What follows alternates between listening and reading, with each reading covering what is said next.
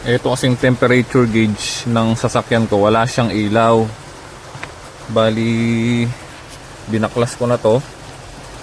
Kailangan mabuhayin natin yung ilaw niya. So, ito kasi ground to, automatic. Ito nasa ilalim niya, ground siya, automatic.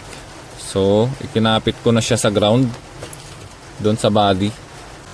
Yan, kinapit ko na dyan yung ground. Then, dito sa may body nitong temperature gauge. Then, naghanap na ako ng positive.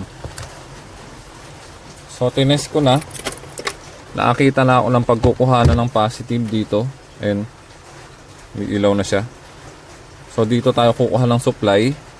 Yun. So, umiilaw siya.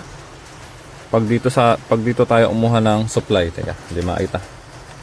Yan. So, umiilaw na siya. Diyan tayo kukuha ng supply. Papalitan na lang natin itong wire na to ng mas maganda. Then, padadaanin natin sa switch. May switch dito. May switch ako ditong nakita. Pagaganahin na lang natin. Para pwede siyang i-on at i-off. So, bago pumunta dito sa may temperature gauge, padadaanin muna natin yung supply dito sa switch. Insulator. Tapos ito na nga pala insulator na gagamitin ko. Shrinkable tube, rubber tube. Mas maganda siya kaysa electrical tape kasi yung electrical tape na natatanggal din siya pag nagtagal. Ito siguradong walang paltos. Tapos ikabit na natin itong switch niya. Tapos dito naman tayo kumuha ng supply. Ginamitan natin siya ng test light para makuha natin yung pinaka-supply niya. Grabe yung experience na pinagdaanan ko dito sa sasakyan na to. Yan nga, luma nga siya. Natuto akong mag-mekaniko, natuto akong mag-electrical, mag-wiring.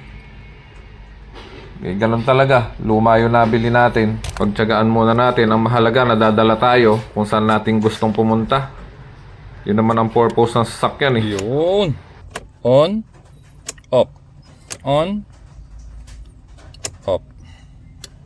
Lupit mo.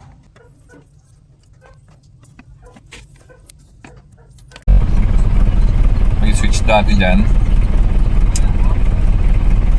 Off, on.